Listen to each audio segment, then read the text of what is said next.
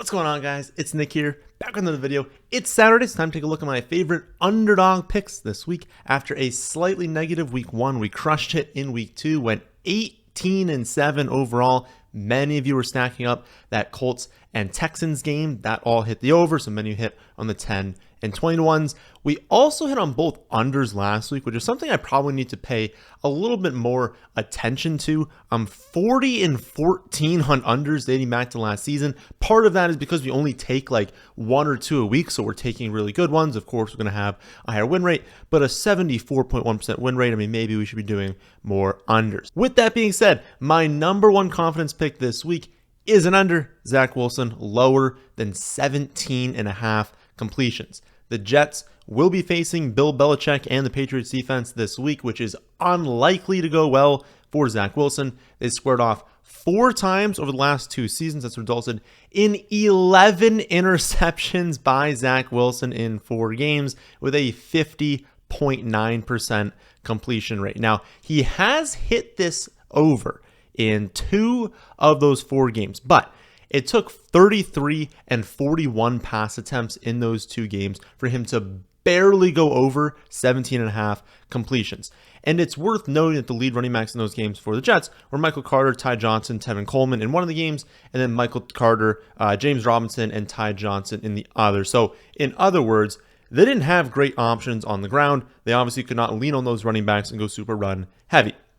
The Jets do not want to throw the ball with Wilson under center. Whether they're playing the Patriots or literally any other team in the NFL, they want to run the ball and limit how much Zach Wilson is dropping back. So now having Breece Hall, having Dalvin Cook, neither one of them is what they will be or once were, right? Dalvin Cook is not what he once was. Breece Hall is not right now what he was before the injury, will be in probably like 2 months or so. So they're not like 100%, right? But they want to run it with those 2, and those 2 are still better than the running backs they had before.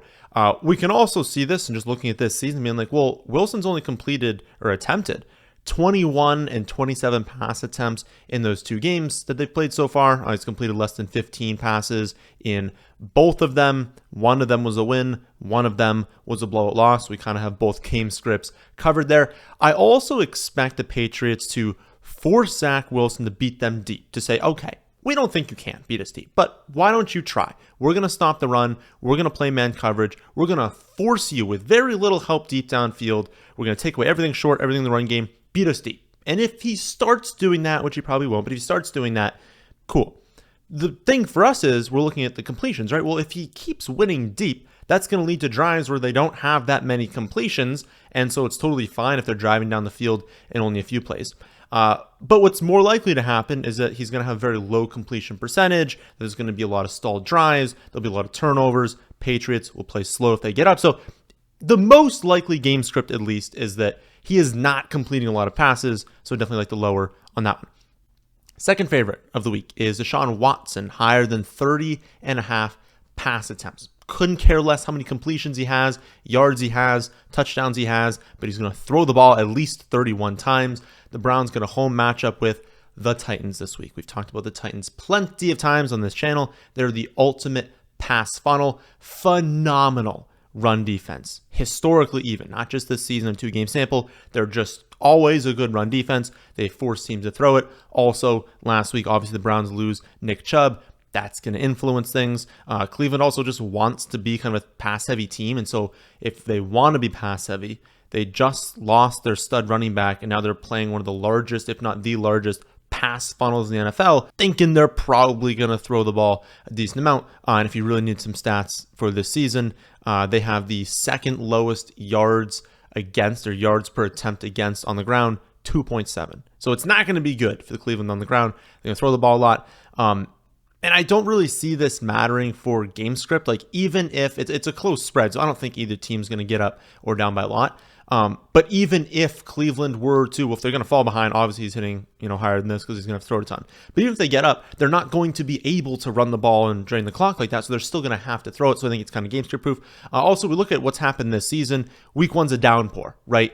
Pouring in that game. The Bengals were terrible, and so the Browns were able to just kind of run the ball, not do too much there. They still hit 29 pass attempts, and then last week they go way over. So I'm thinking this hits like 65-70% of the time, makes it a great pick. And actually, I'd honestly just correlate this one. So I would do Derrick Henry also higher than 70.5 rushing yards, and then Elijah Moore higher than 39.5 total yards. So we want the rushing one because the receiving one is like 37.5. It's only 2 yards for rushing. I think they need to give him 1 or 2 carries this week just because, they obviously like they want to kind of change things up. They don't want to just do like straight run plays against such a good defense.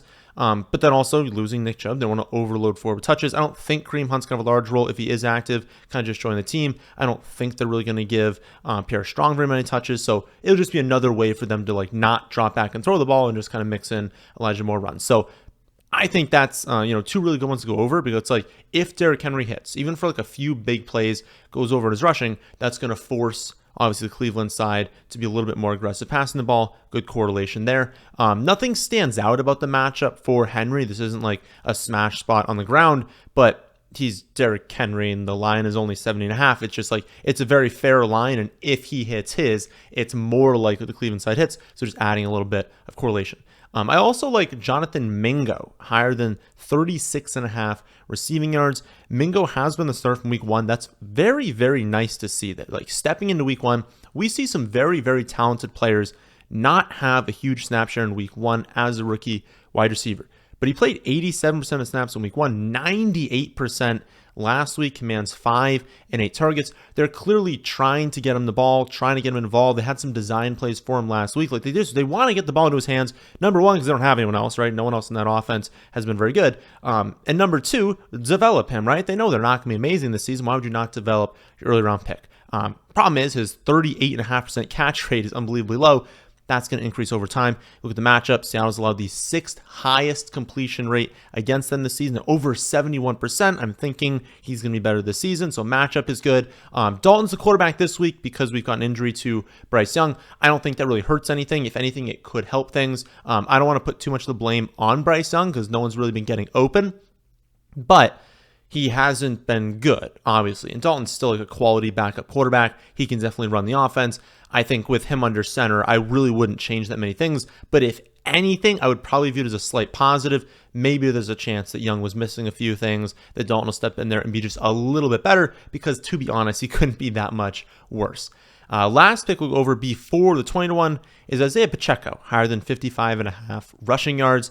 The Bears have faced the 3rd highest opponent rush play percentage, so their opponents are running the ball at a very, very high rate. Kansas City, 12.5 point home favorites. Just sets up really well for them to get up big, run the ball a lot. Pacheco has at least 10 carries in 10 career games. He's gone over 55.5 rushing yards in 9 of those 10 games. Given the matchup, given the projected game script, I'm thinking he hits double-digit carries. I'm thinking he goes higher than 55.5. Also, I am not really worried about the hamstring injury if he's active. He's inactive, obviously, I worry about it. But it's not a strain. It's a bruise. It's a different there. A strain would be an actual like injury to the hamstring, right? The hamstring is injured.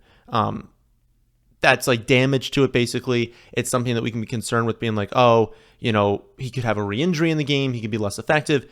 It's a bruise. There's no actual damage to the hamstring. It's just a bruise. So as long as he's out there, he's going to be fine. It's more really just a pain thing for him, but it's not something where if he opens up, he's at a bigger risk of suffering a setback. So if he's out there, I assume he's good to go. I assume he's getting his normal workload, which has been growing over these first 2 weeks as he recovers from off-season surgery. He's their best running back. Again, it's such a dream matchup. I think he's going to go over 55.5.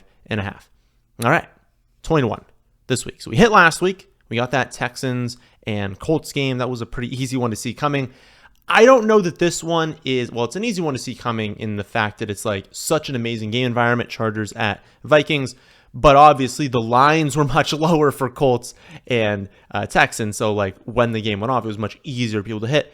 We can still have this game go off and not necessarily hit on all these pieces. But we look at these two teams, two obviously very good offenses, two offenses that really do like to throw the ball, two offenses also that like, the ground game was really good in week 1 for the Chargers, but now they don't have Eckler, and so it's unlikely they look at this matchup and they're like, let's lean on the ground game. It's a good matchup on the ground, but like it's unlikely they look at it and they're like, well, let's give Kelly 30 touches. Like they don't want to do that, right? And then you look at the Vikings, they can't run the ball. So, I mean, they just traded for Cam Akers. That's how bad the situation is. It was like the lowest possible compensation for him. But regardless, the ground game's not been good. They're going to throw the ball. So we look at that. We look at these two defenses. They've been very mediocre. I thought the Chargers were going to be pretty decent this season. They've been terrible. Vikings obviously have not been good. And so with these defenses struggling with a close spread, I think right now, it used to be Chargers, I think, by 1. Now it's Vikings by 1. Regardless, it's effectively a pick 'em, a very, very close game. That means neither side should get up, drain the clock in the second half. Like, it's just a game that is probably going to shoot out, probably going to be back and forth, and that production will probably be through the air. So personally, I take the quarterbacks. I would take Jefferson because he's been absolutely incredible. I would take Keenan Allen and Mike Williams. Most of the passing volume is flowing through those players. Hawkinson, fine if you wanted to take him. I'm not going to list him because he's like the only player in this game with a negative matchup. If you wanted to take Addison, I'd be fine swapping out one of Keenan Allen or Mike Williams. So keeping, Cousins, Jefferson, Herbert. I think that's important to have. And then your favorite between Keenan Allen and Mike Williams, flip-flop that and throw in Addison. I think that's perfectly fine. I just like Williams and Allen a little bit more, so those are the ones I'll be including. Cousins and Jefferson obviously been going off to start the season. Cousins attempting 44 passes in back-to-back weeks. We did talk this offseason about how they're probably going to lead the league in pass attempts per game. This is not a fluke, right? They're probably not going to finish with 44, but if they finished around like 40, 41 pass attempts per game, I would not be surprised at all. I would not be surprised if Vikings led the league. Again, their ground game is not that amazing. Their passing game is really, really good. Their defense is terrible. Like, it just sets up beautifully for this passing attack. So it just basically just sets up really well for both sides. Could you see it fail? Certainly, right? This is still a good matchup for the Chargers ground game. So if Kelly gets going, some of the backup running backs get going, they get up and the Vikings kind of struggle just for a little bit, we could see a game script that, isn't as appealing for the passing attacks. But we're taking this because, it's a 20-1, right? I think more than 5% of the time, this game does go back and forth. A lot of that production comes through the air. And if one side's really crushing in that area, it correlates really well for the other side to do that as well. So just to list it off, the 20-1 is going to be Cousins higher than 288.5 passing yards, Jefferson higher than 101.5 receiving yards, Herbert higher than 282.5 passing yards, Keenan Allen higher than 72.5 receiving yards, and then Mike Williams higher than 61.5 receiving yards. So I've got 25 picks up on the site right now if you want to see more, along with detailed projections as well for every single player. You can see those for free and get your initial deposit doubled for a limited time up to $500. All you have to do is sign up for your first Underdog account today using promo code FFA, make a minimum $10 deposit. That is it. They will instantly double your first deposit. And so if you put in, for a limited time, you put in $200, they'll turn it into $400. But that'll happen. And the following morning, you get login information emailed to you from me. That'll give you access to my site and all the Underdog content for the rest of the season. So that'll do it for this one. Hope you all did enjoy. If you did, how about hitting the like button and how about subscribing to the channel if you're new here? Thanks for watching.